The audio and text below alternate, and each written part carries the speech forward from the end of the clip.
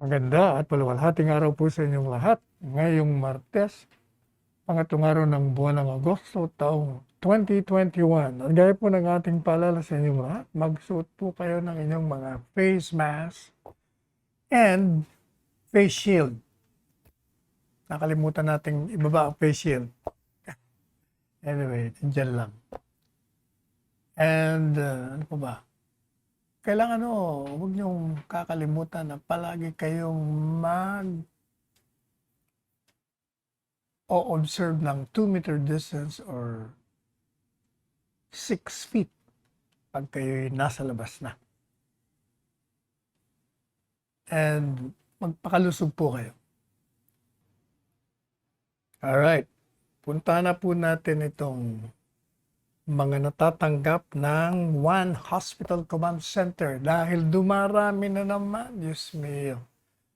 Alam daw niyo po yung bilang ng mga taong tumatawag sa government's One Hospital Command Center na humihingi ng medical assistance, umaakit na naman. Sa gitna ng pagbabanta at panganib na binibigay nitong Delta variant ng coronavirus. Sa ngayon po kay Dr. Leopoldo Vega ng DOH-USEC, nung first week daw ng Hulyo, meron silang mga 90 hanggang 100 Gs na tawag, 90 to 110 calls. Pero itong nakaraan daw 2 linggo, umaabot na ng 175 hanggang 180 ang tawag na tinatanggap nila. Ibig sabihin dahan-dahan umaakyat. Which means, talagang napapansin natin na maraming active calls, which means again, do marami ang nagkakasakit o nagkakahawaan. Kaya, sinabi po ni Yusek De Vega, pero huwag kayong mag-alala sapagkat ang kakayahan naman ng aming One Hospital Command Center ay pinaigting din namin. Nagdagdag kami ng aming capacity. Yung manpower namin, umabot na sa 110 yung mga tumatanggap ng tawag. Meron din naman mga medical coordinators. Nagtatanggap na rin sila ng telemedicine. Ibig sabihin, kung kailangan ng magkonsulta ka sa pamamagitan ng telepono, di bibigyan ka ng kasagutan sa mga konsultasyon mo. We call it virtual consultation, na merong virtual prescription. At yan naman pwedeng mangyari. Ito na nangyayari yan sa mga pribadong sektor ng mga doktor.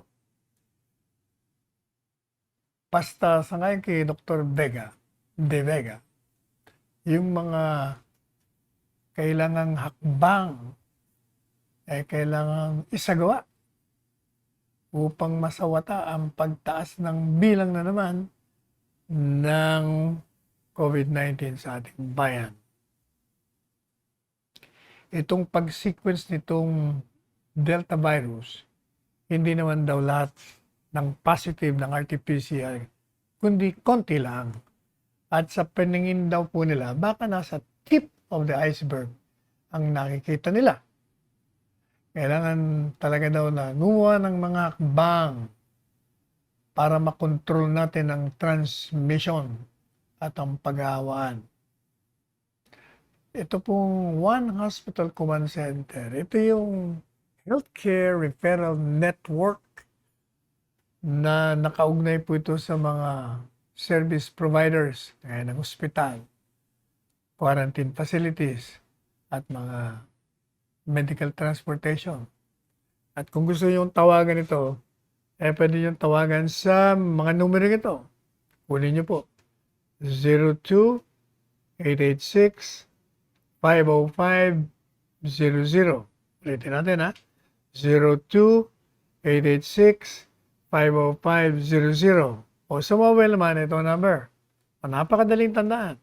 0917 37 47 0915-777-7777. O isa pang numero. 0919-977-3333.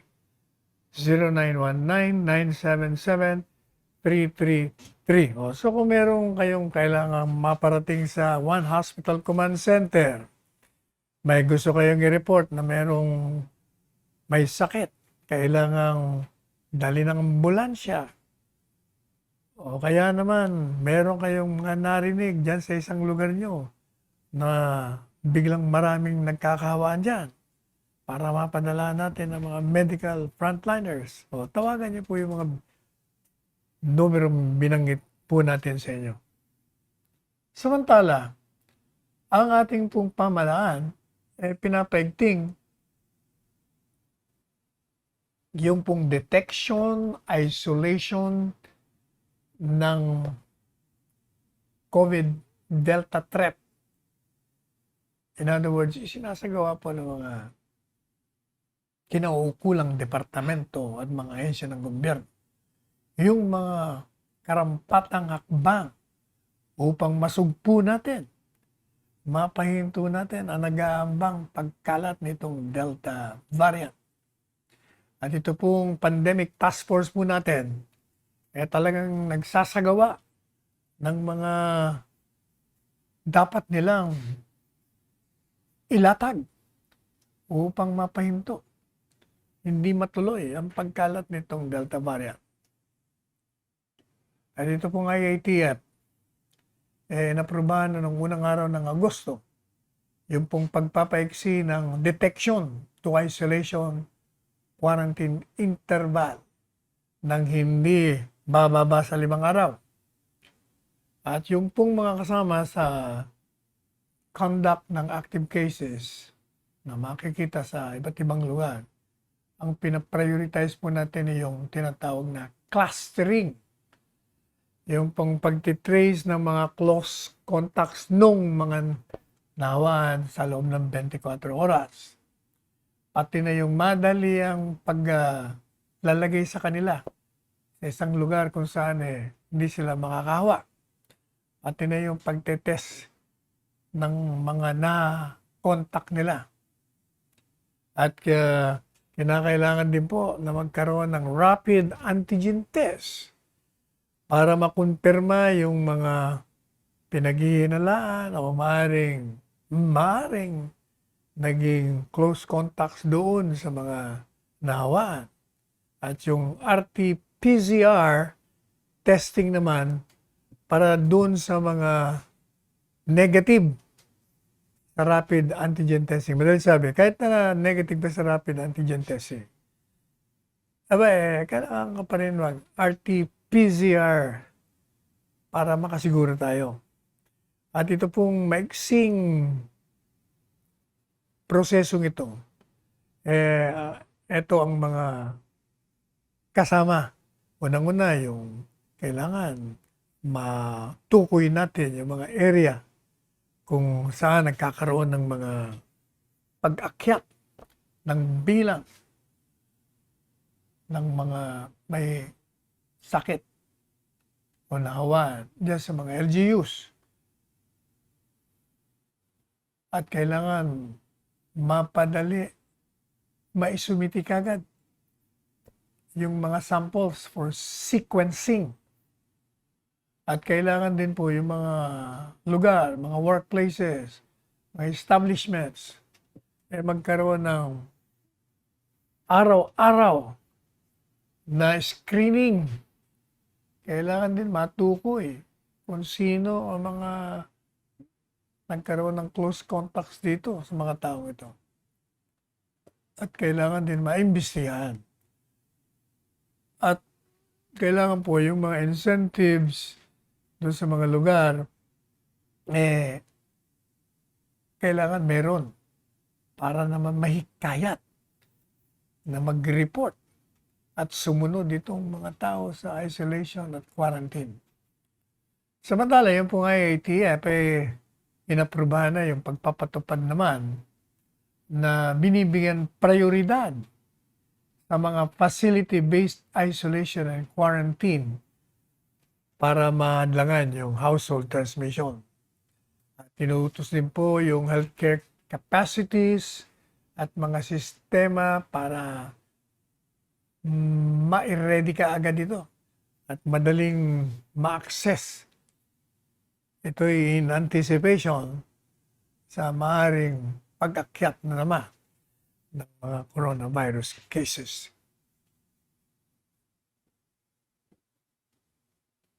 Alam niyo po ba na itong Philippine ID system natin,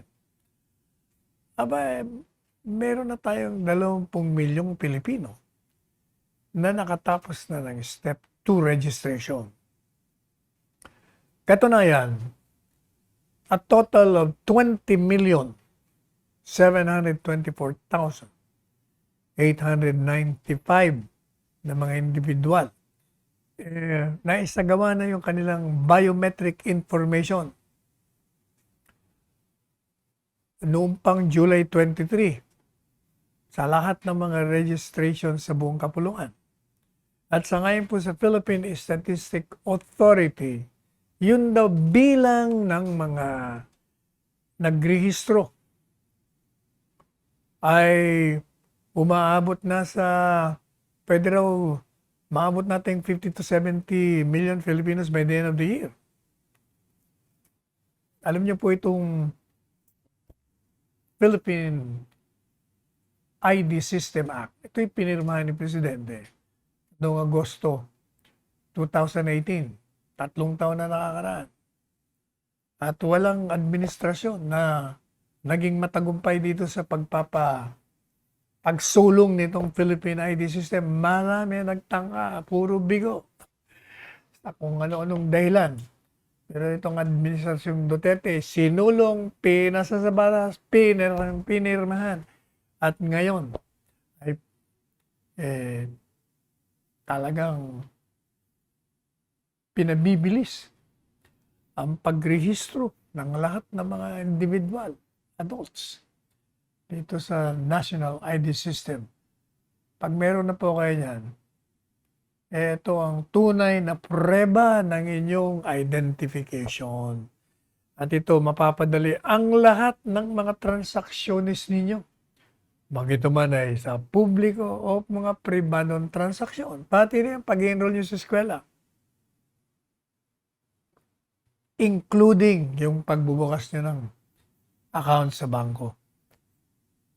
Siyempre, ito, mag-i-improve yung efficiency. Pag meron kayong katransaksyon sa gobyerno, kasi hindi po ba, bago nangyari yan, hinahanap ninyo yung tatlong tawag dito, tatlong government ID. Hindi pa nagkasya sa isa. Ngayon, isa na lang. By the way, kayong mga makukulit na mga oposisyon, kayo, wala na kayong ginawa, kundi sinasabi nyo na ang administrasyong ito hindi makatugon sa pangangailangan ng mga manggagawa, lalong-lalo na yung mga OFWs. Alam nyo ba na 350,000 ang job openings na maaaring pasukan ng mga migrant workers? Kasama na lahat ng OFWs dyan sa Japan. Ito, inireport po ito ng Philippine Overseas Labor Office dyan sa Tokyo.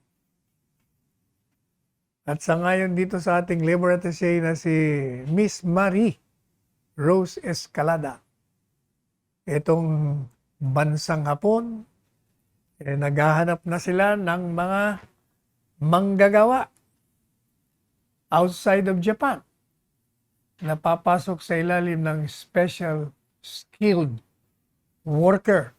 Alam nyo itong special skilled worker na programa.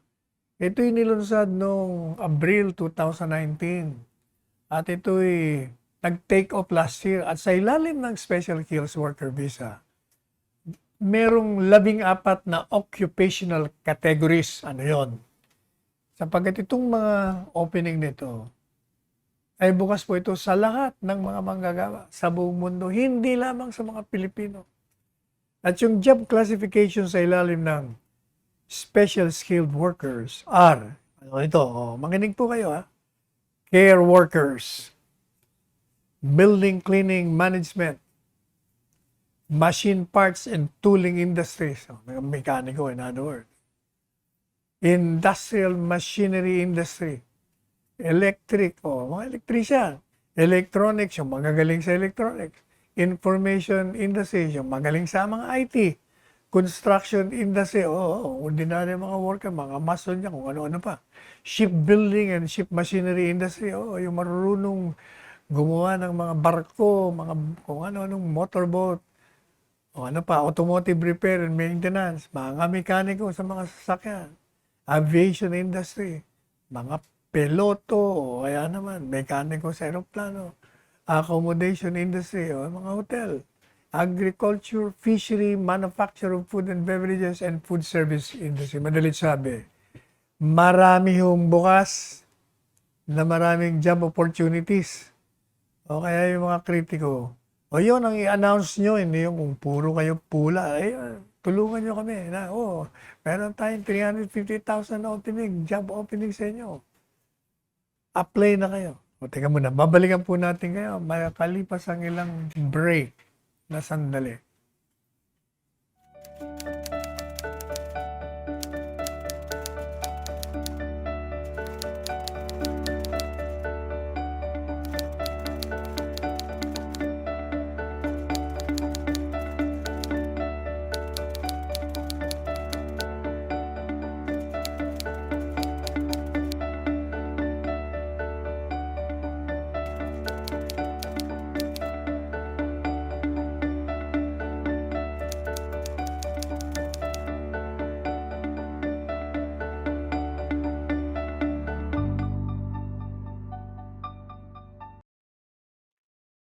Kayong mga pasaway diyan sa oposisyon, mga kolumnista, mga komentaristang walang nakikitang maganda sa Administrasyong Duterte, paminsan-minsan gayahin nyo itong Blas Ople Policy Center. Ito yung center in honor of the former Labor Secretary Blas Ople. Itong si Cablas pagkakalam natin, hindi naman ito nakatapos ng koleo, pero matindi ito pag sa wikang Ingles, pati wikang Pilipino, Bulakenyo mahusay, at saka ang utak nito, bilib na bilib si Presidente Marcos dito. Kung baga may katutubong pagkahenyo ito, ang daming hanga rito. Anyway, yung kanyang Blas Ople Policy Center, naniniwala, makinig kayo hindi sa akin galing to naniniwala po na ang Administrasyong Duterte mapapasalamatan pagdating ng mga araw dahil sa ginawa nitong paglulunsad laban sa modern slavery o yung makabagong pang-aalipin sa mga manggagawang Pilipino. Lalong-lalo na kung paano naapektuhan yung marami po sa ating mga kababayan sa overseas. Lalo na sa ilalim ng pandemya. Sabi ng Ople Center, ilang taon mula ngayon, pag tayo ay lumingon sa nakaraan, dito sa madilim na yugto ng ating bansa sa ilalim ng COVID-19 pandemic, maalala natin ng buong kasiyahan at kapurian or with pride kung paano itong Administrasyong Duterte sumagap, tumulong, iniligtas yung pong ating mga migrant workers sa buong panig ng mundo na tinamaan at naapektuhan nitong coronavirus.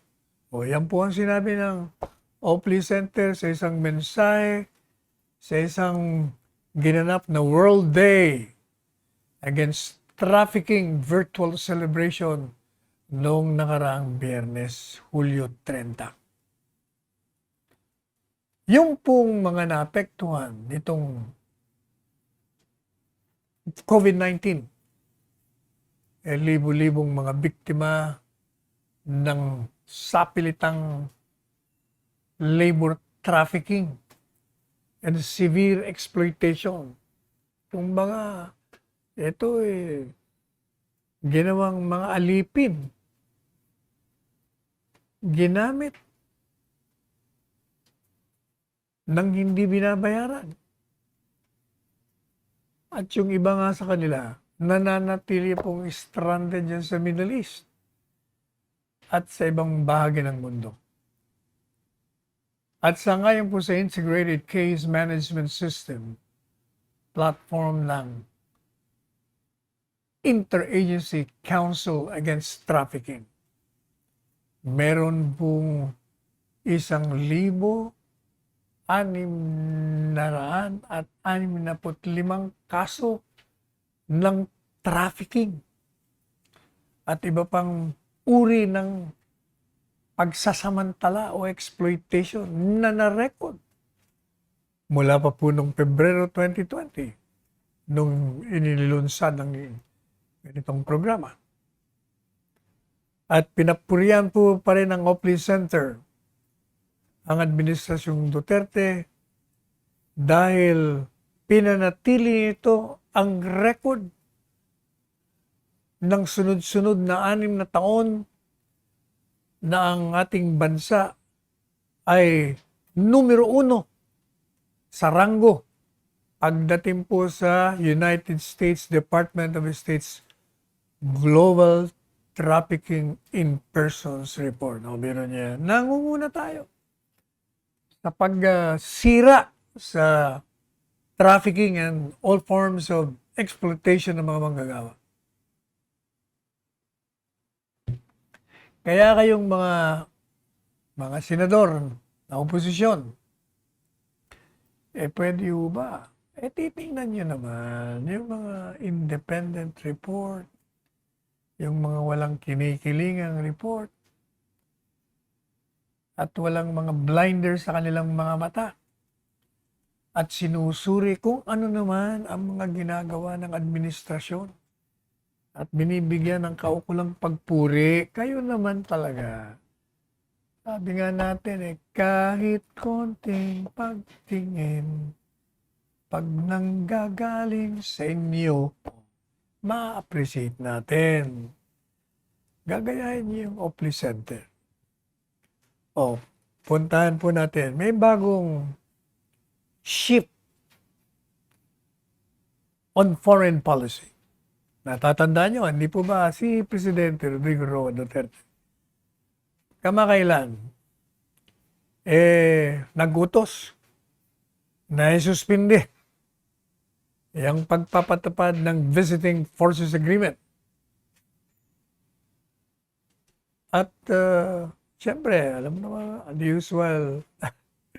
the usual suspects, yung mga makukulit, mga pasaway, binabanatan siya. Alam niyo si Presidente, magaling nga tactician Hindi niyo nga alam ang takbo ng utak nito. Marami siyang mga sinusulong nang hindi niyo alam, meron siyang mga layunin na wala kayong pagkakalam na natutupad without even you knowing it and without even the enemies knowing it. Ganun siya kagaling. Kaya, nung inutos niya na wag nang ituloy ang pagsuspindi ng pagpapatupad ng Visiting Force Agreement. Madami naman nagulat. Yung iba, kung ano-ano sinasabi na naman. Pero ang katotohanan niyan, si Presidente marunong bilang Chief Architect ng Foreign Policy. Mahusay siyang maglaro. Magaling siyang magpatupad ng tinatawag na geopolitics. Alam nyo, nag-aaral tong maman to eh. Hindi natin alam. Nagsusunog ng kilay ito sa gabi. Hindi ito natutulog sa gabi eh. Gising ito eh. Yun ang kanyang trabaho, yun ang kanyang pag-aaral, yun ang kanyang pagsusuri. Kaya nang dumating itong si Defense Lloyd Austin III ng Estados Unidos, siya po ang Defense Secretary ng Amerikano. Nagkaroon sila ng kasunduan. Sabi ni Presidente, tuloy natin yan, Visiting Force Agreement. Sapagkat nakikita niya na, at least ngayon, nakita niyo na ang punto de vista ko. Ngayon, sinasabi niyong kailangan shared, equal, sovereign partnership. Dapat talaga pareho tingin niyo sa amin, dapat equal. Hindi po pwedeng tingin niyo sa amin susunod-sunuran lang kami sa inyong gusto.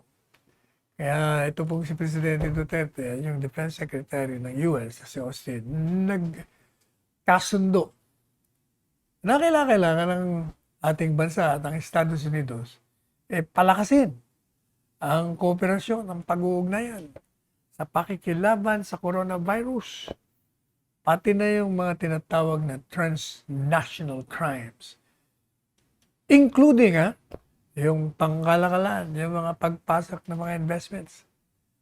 At sabi nung dalawa, hindi agree. Naniniwala sila pareho na yung pag-aalyansa ng dalawa lalo pang mapapalakas sa pamamagitan ng paglawak ng komunikasyon, mas matinding kooperasyon, lalong-lalo na sa punto ng pagtugon sa mga hamon na ipinanganak nitong pandemya. Pati na yung pakikibaka sa mga krimen na naapektuhan ng lahat ng bansa. Kagaya, halimbawa, yung ating pakikitingbaan, pati na ng ibang bansa. Sa illegal na droga, pati yung pong dyan sa karagatan, maraming mga pirata dyan. Maraming lumalabag ng international law on waters, pati yung rule of law, pati trade and investment. At pinapurihan po ng Presidente at pinasalamatan na itong Amerikano tumulong din naman sa atin sa pakikibaka laban sa COVID-19 pandemic.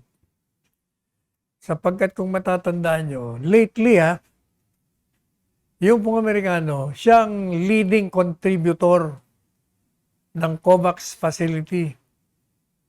Nagbigay siya ng mga libreng bakuna na ito namang COVAX facility, naambo na naman tayo, mga 3 milyon ang nakarating sa ating bakuna na libre. Kaya, ito pong dalawa, patuloy na pinag-usapan yung magiging status ng kanilang relasyon sa mga susunod na panahon. Habang pinagdidiwang nito yung 75 anibersaryo ng pagsisimula ng ugnayan nila diplomatiko, pati na yung 70 taong anibersaryo naman ng Tratadong Mutual Defense o Mutual Defense Treaty. Sakay po kay Defense Secretary Austin ng Estados Unidos, malaki ang aking paggalang sa sambayan ng Pilipino.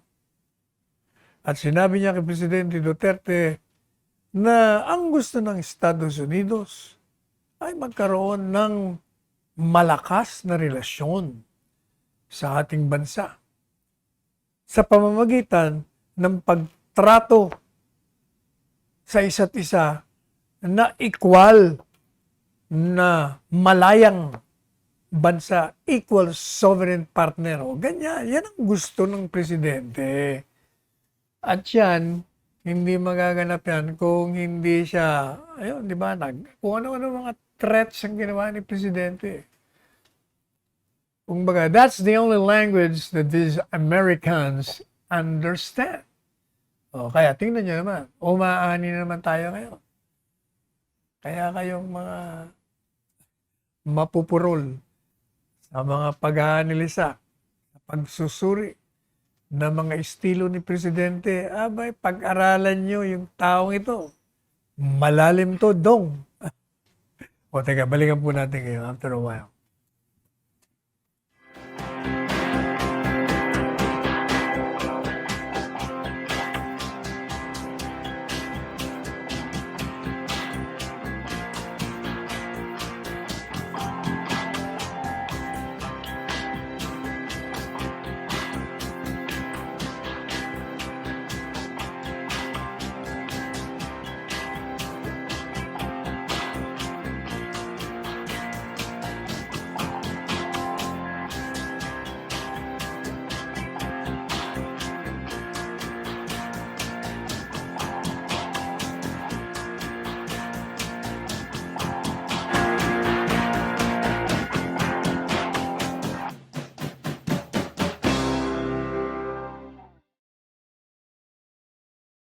Alright. Sangayon naman kay Secretary Teddy Boy Locsin na upon instructions of the President, Rodrigo Roa Duterte, noong Lunes, ibinigay niya na yung diplomatic note kung saan wini-withdraw, nire-recall na yung utos ni Presidente ang i-abrogate na o tigilan na yung Visiting Force Agreement. Yan ay binigay niya po kay Defense Secretary ng US, Lloyd Austin III.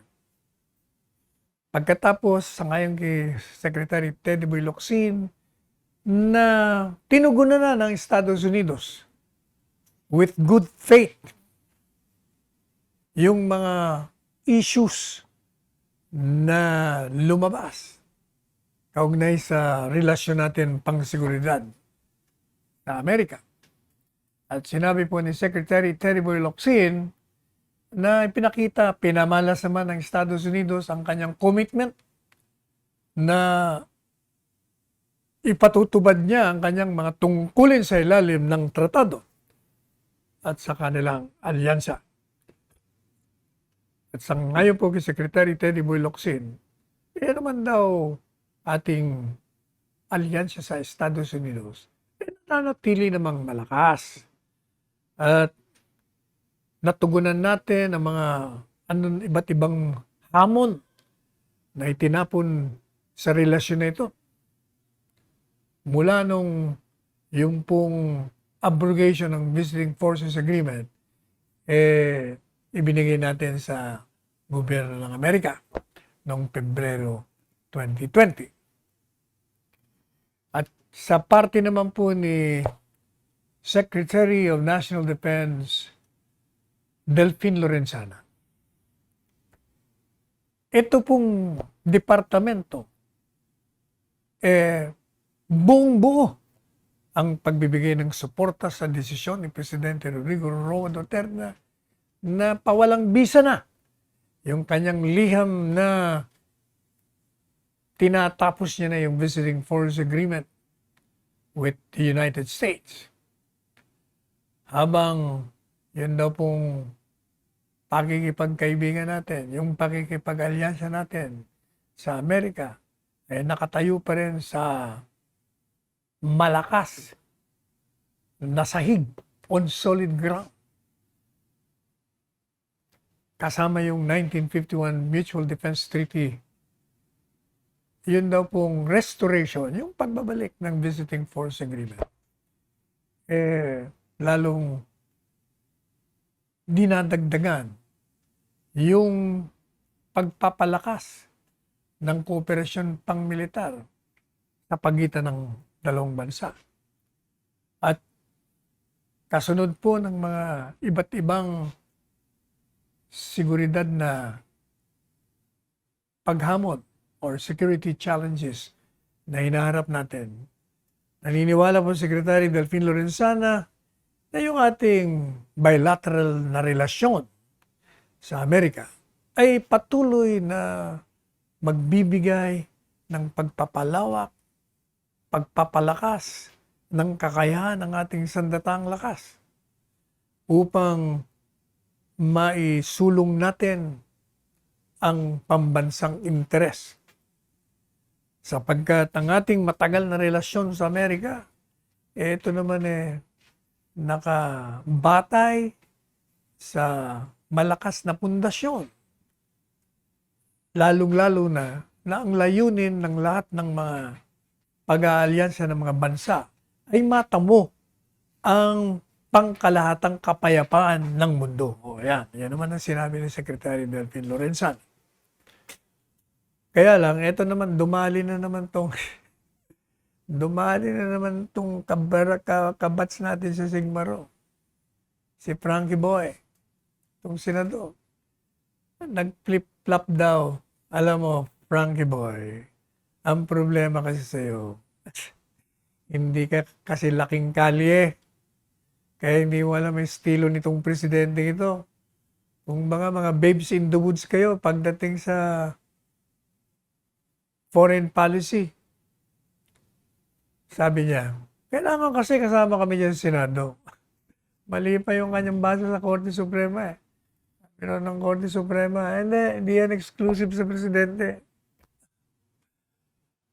Basahin mo ulit yung desisyon ng Korte Suprema. Siya ang chief architect ng foreign policy. Ang sinasabi ng Korte Suprema, hanggat yung tratado may binabanggit doon na kailangan kang pumunta sa Senado, kailangan mo ng approval, kailangan mo ng abrogation, whatever, kung anong o objection, saka lang. Pero kung wala, si presidente, kung sino man ang presidente, siya pa rin ang bossing. Ikaw talaga, Frankie Boy.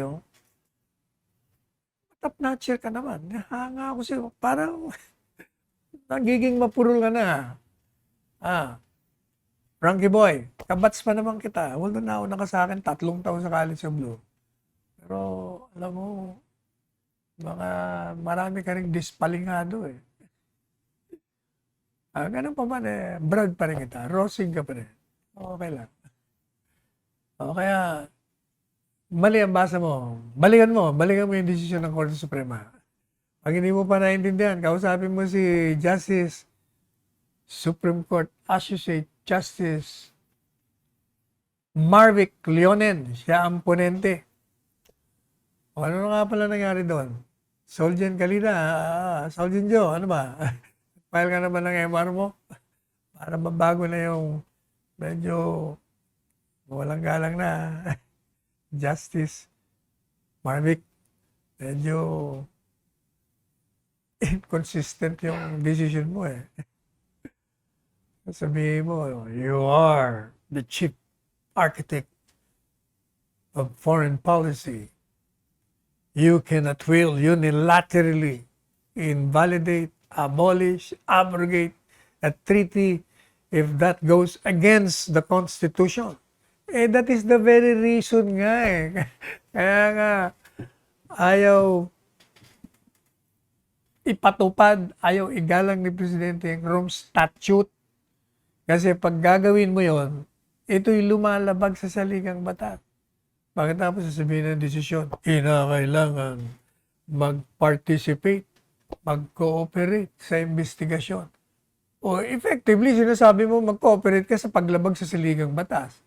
Yun ang conclusion po noon, hindi mo ba? Pati yung citation ng Article 127, medyo hindi masyadong nabasa yata.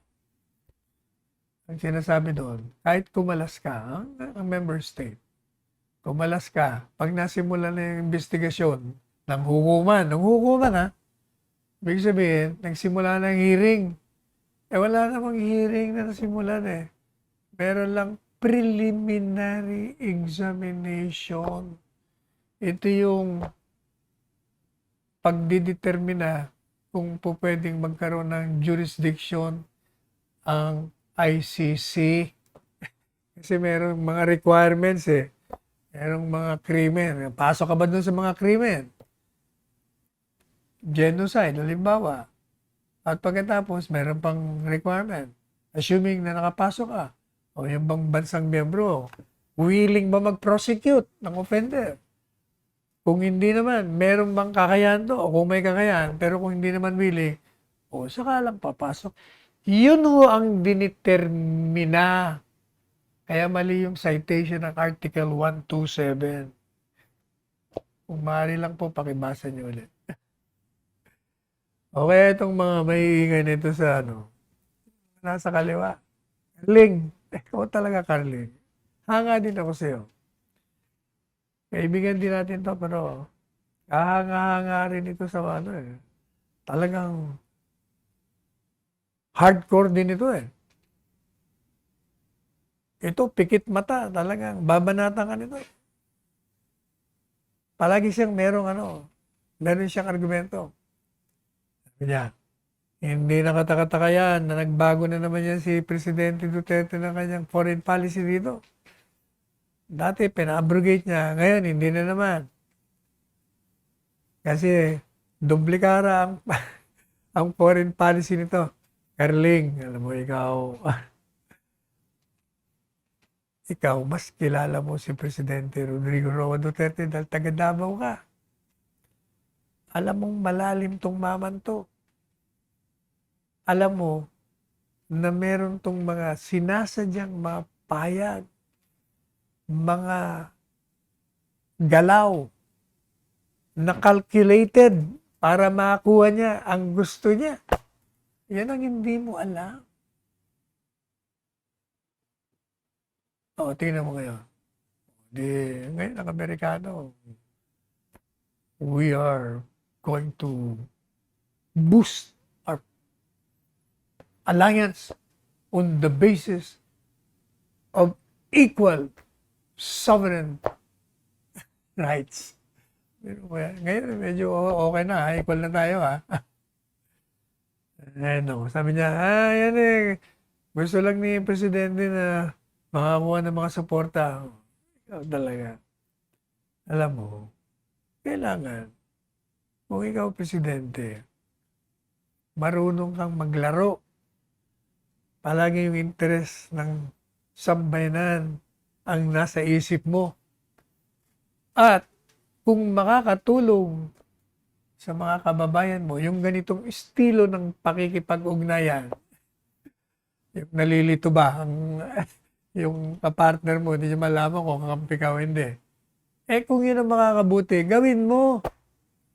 Tingnan mo, hindi silang nataranta sila nung bumanan si Presidente. Anyway, teka, babalikan po natin kayo matapos ang ilang paalala.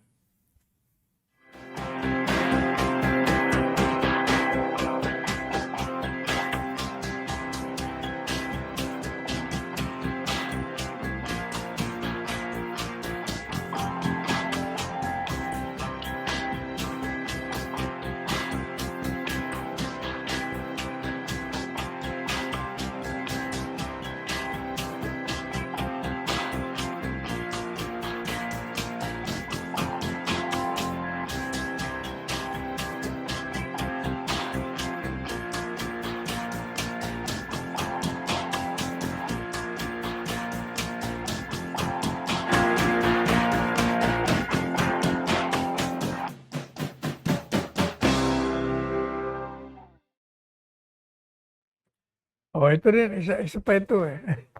Isa pa itong Gabriela Party lawmaker, si Arlene.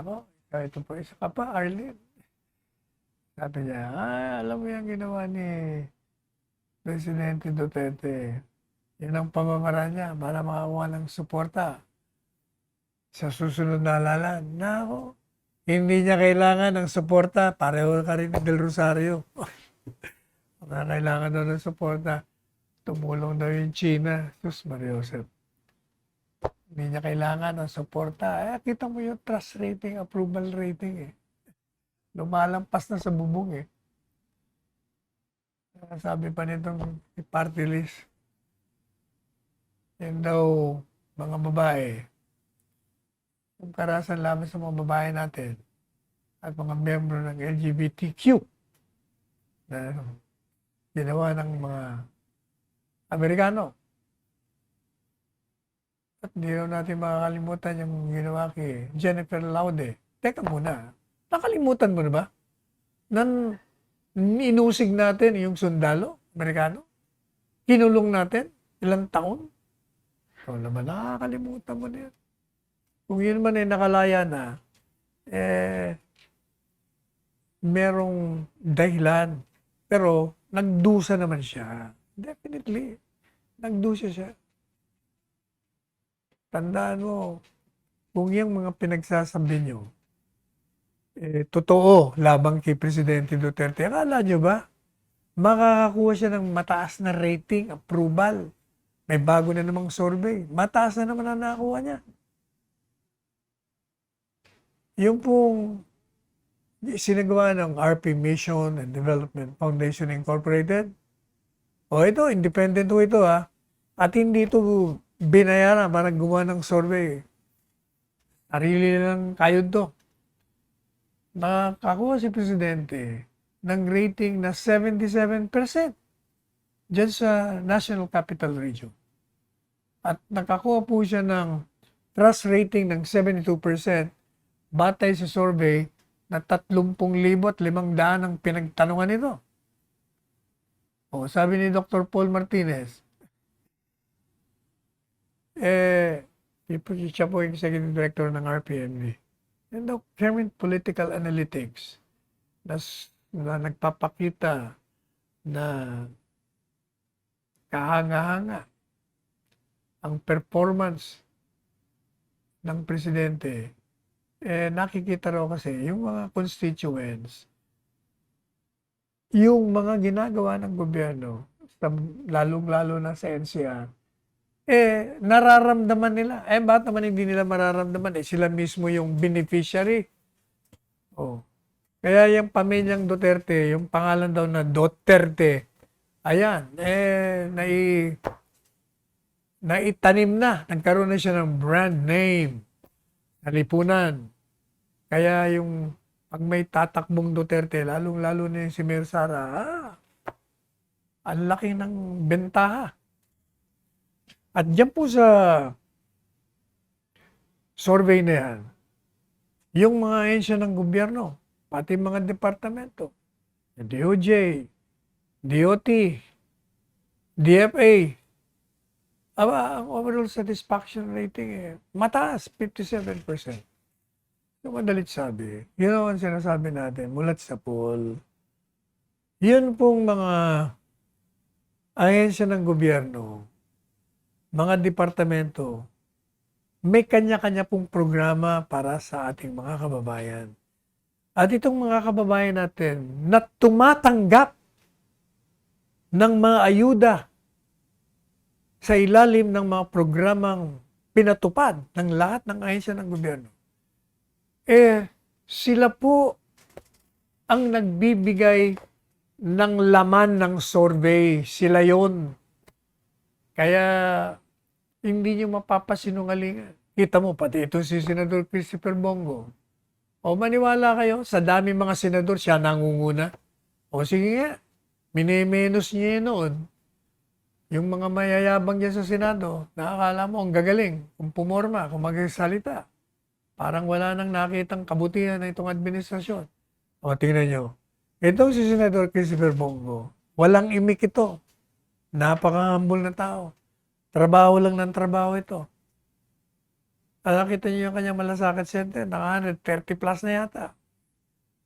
Doon sa Agusan del Sur, may bago na naman siyang nabasa natin. Pagkatapos, yung latest survey, siya ho nangunguna. Yung Publicus Asia Incorporated. Natanggap niya sa 1,500 Pilipino. Number 1. Yun yung mga kontra. Ayun. Yung nakakulong, siyang kulelat. Yung pang iba, na mga kontra ng kontra sa administrasyon, ang bababa ng mga nakukuha. Mario Joseph talaga kayo. Yun lang si boksingerong senador. Bumagsak yung trust rating niya. Dati-dati, 53%.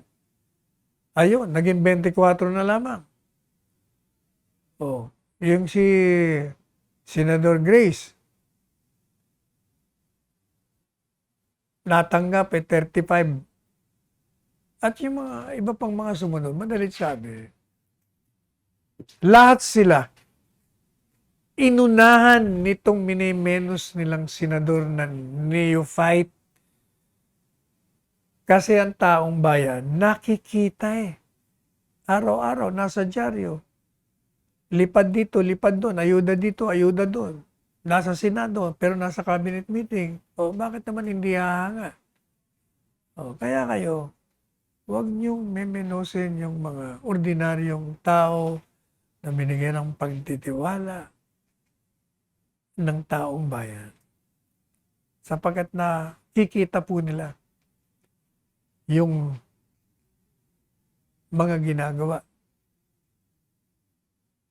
Masamantala, ito, alam niyo po ba na si Mayor Sara Duterte, hindi po ba napabalita, binida natin sa inyo, malalaking partido gustong makipag-alyansa sa kanyang hugpong ng pagbabago. Dahil siya nga nangunguna sa survey. Pero sinasabi naman ng mga pakontra, wala yan survey na usot. Alam niyo ba kung anong dalawang partido na naman? Yung pong partido ng Federal Party, Philippine Federal Party. O ang Secretary General Counsel nito, brad natin siguro, si George Briones. Attorney George Briones. Yung Philippine Federal Party. Pati ang LDP. At 5 pang dati. Talagang nagpahiwatig sila na interesado silang makipag-alyansya dito sa hukbo ni Mayor Sara Duterte, yung kanyang HNP. Ano ba yung mga partido mga nasabi nun? Yung Nationalista Party, yung National Unity Party, yung Pwersa ng Masang Pilipino, pati na yung People's Reform Party, Lakas, Christian Muslim Democrats. Lahat sila. Nakakaamoy sila ng tagumpay kasi. Ganyan talaga yan. Nakalam nila. Pag ang manok nila si Mayor Sara, wala. Game over. Lalo na. Kung si Presidente busy, wala. Talagang game over. Walang kaduda-duda yan. Sabi ni Secretary General Anthony Del Rosario ng HNP, Mayor Duterte pa rin, Mayor Sara Duterte, kung talagang gusto niyang tumakbo bilang presidente at magdidesisyon ito na Oktubre pa naman.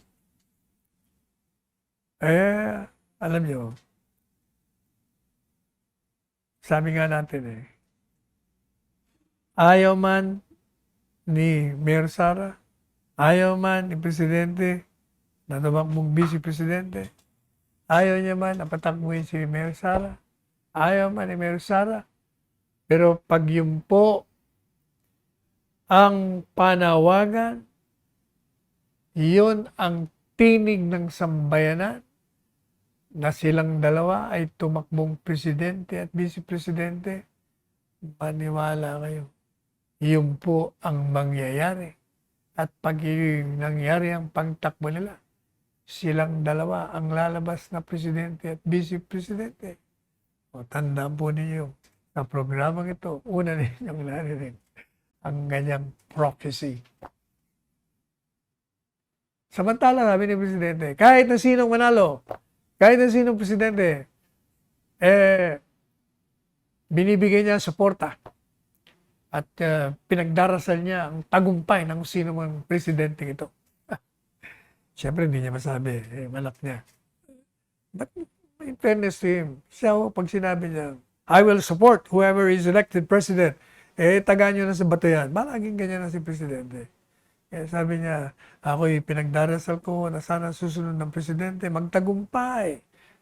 At ipagpatuloy niya pa yung mga inisyatibo na magbibigay kaunlaran sa mga Pilipino na magkaroon ito ng komportableng buhay. Inabot na naman po tayo ng oras At pansamantala ang inyong lingkod, Salvador Panelo, nagpapaalam hanggang bukas na muli, alas 2 hanggang alas 3 ng hapon, at nagsasabi sa inyong kayo po ay magsuot ng inyong face mask at ng inyong nakabalik na yung ating face shield. At pag kayo ay nasa labas, ay siguraduhin nyo lang na ipatupad nyo, umiwas kayo ng 2 metro 6 na piye. Paghugas ng kamay with soap and water. At magpakapalusog po kayo ng gusto. And of course, pag nagising na kayo sa umaga, and you realize na buhay pa kayo, magpasalamat po tayo. Hindi lamang sa dinugtungan ng buhay natin, binigyan tayo ng buhay, ng dakilang lumiga. At inaalalayan pa tayo sa ating tahak sa daan ng mga tinik papunta sa kaluwalhatian. Tayo po'y magdasal din. Dagdagan pa yung talinong binibigay sa atin. Yung mga kalusugan natin. Pagdasal din natin ang presidente na maging malusog. 10 ng kanyang pamilya upang ituloy po natin. Ituloy niya ang napaka matapat na pagsisilbi ng Presidente Rodrigo Roa Duterte. Let us tread the path of roses and let us go beyond the path of thorns. Magmahalan tayo. And I love you all. No, I'm sure that Attorney Panelo, Senator Panelo, o Attorney Secretary Panelo pala, my favorite candidate for senator. Tatakbo ka ba? Sabihin mo na at para malaman ng mga tao. Mukha at tatakbo ka. Ginoong Pangulo, siguro lalakad na lang tayo papunta sa Senato para hindi tayo madapa. Lakad na lang, huwag takbo. Alam mo, Sal, maraming tao na hindi nakakaintindi sa iyo. Pero pag nalaman nila gaano ka stricto, very strict sa disiplinado ka sa trabaho mo. At kung alam lang nila ang paano umaandar yung utak mo, bibilib ang Pilipino. Ako, bilib ako sa iyo.